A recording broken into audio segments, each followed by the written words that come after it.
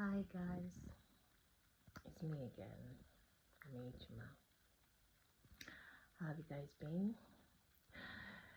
Guess you've seen my Simbi hair and my birthday chemical and all that. Well, thanks for those to wish happy birthday and those that didn't wish as well. From where we left off before, yeah, it's a whole new world of infertility when you're married and you don't have a child and all blah blah blah involved in it. Yes, I got my two beautiful girls through a surrogate. I didn't carry it because I had a lot of problems, and I did the first IVF and it failed. I did the second one, it failed. I had a miscarriage in between, and the third one actually I nearly gave up, but the nurse was a bit like, don't give up, why don't you let someone carry it? And to be honest with you guys, I just nearly was like, you know what, I'm not bothered about having any child anymore, any children. Maybe that's so God one time, maybe God wants me to leave this world without a child. I was like, I was really like made up my mind not to bother. But God bless that nurse, because she was very good. She was like a God sent.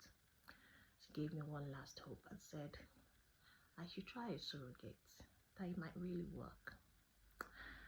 Well, because of her faith and our faith combined, I said okay. And I was like, what if this girl carries my baby and run away and blah blah? She was like, don't worry, it's going to be fine. So luckily, with one or two friends around and the support of hubby and everybody, I did it. And it was legally done because you don't really trust anybody, and this is your children going inside someone's womb.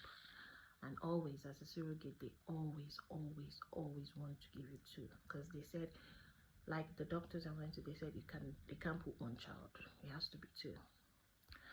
So I said okay, fine, no problem, and we did it too. And as God will have it, all through the girl's pregnancy, even though I was checking up on her, she didn't stay with me, she stayed in her house, she had her own kids. It was really smooth. The only thing that she actually suffered from was just malaria. So to tell you how God just wanted it to happen. And yes, we signed papers. Yes, I was giving her monthly allowance, even paid for the hospital bills, everything. I just took care of her. And we agreed on the final payment and what I'm going to pay her, which I was giving her like every 3 months I pay her a certain amount of money from our agreement. Every 3 months I pay her a certain amount of money until 9 months. I paid her the final one with extra. At least you have to give her extra 3 months pay as well for postnatal treatments and all that.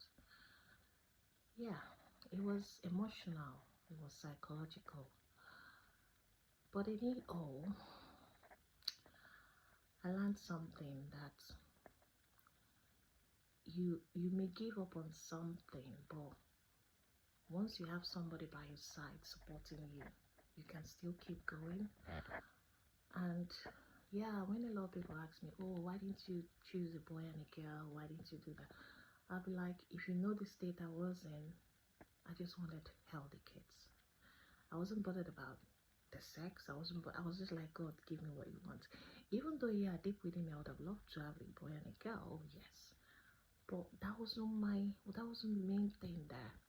Because even when they inserted the eggs in her, I asked them, is it possible to do sex selection? They were like, oh, it's too late because all the eggs has been exhausted, that was collected from me has been exhausted. So, and for you to do an egg selection, you have to have a lot more eggs. So we would have started it from the beginning, that they were trying to do it on myself. So I said, okay, no problem, let's be open and believe in God, and hopefully he's going to do it. And as God will have it, it happened. And my two beautiful girls came.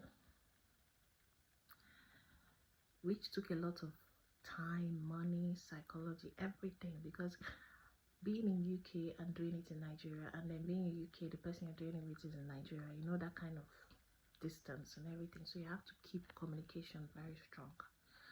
I'm just saying all this actually to encourage somebody out there that you might say, oh, I must carry it in my stomach, or I must carry the pregnancy myself. My dear, if they check and medically it's not going to happen with you, be open, go for surrogates. It works, and there are a lot of people that have done surrogate today and they are not regretting it. It's still your child. It's still your child. Because if you're hell-bent on saying, oh, it must be me that will carry the pregnancy, it must be me that will carry the pregnancy, and you're still having some medical issues that are preventing that pregnancy to stay, then that means you keep having that stress. Because psychologically, losing a child is not an easy thing. Losing a child in your womb, especially when you start feeling the kicks, feeling everything, is very, very, very, very demoralizing and very sad. Or even if you now start feeling the kicks, you do the IVF, the time, the money, all the injections, you know, it's really stressful, and it has a toll on you later. It does. So I'll advise that just be open. Just be open. Take it if that's the next option that you have. Surrogate is the next option. Take it. Surrogacy is good. The only thing is just make sure the person you're doing it with, you know the person. Even if you don't know the person, even if it's the hospital that brings the person, make sure that they screen the person, that it is really legitimate, that is really legit. Because I think I've heard other stories about surrogacy going wrong and everything, but just make sure it's legit. But don't give up. You can go to that option. I did it, and I have my 2 beautiful girls after almost 14 years without a child, and I long to have my own kids. So it's something that is doable. It's something that is doable. No woman in her husband's house today of all days can stay and say, oh, I don't have a child and that's it. No, there's so many ways to help you to have a child. There's so many ways. And now I can rejoice with my kids. Now I can dance with them. Now I can laugh with them. They can go say happy birthday. At least I have someone to call me mommy. It's nice. It's beautiful.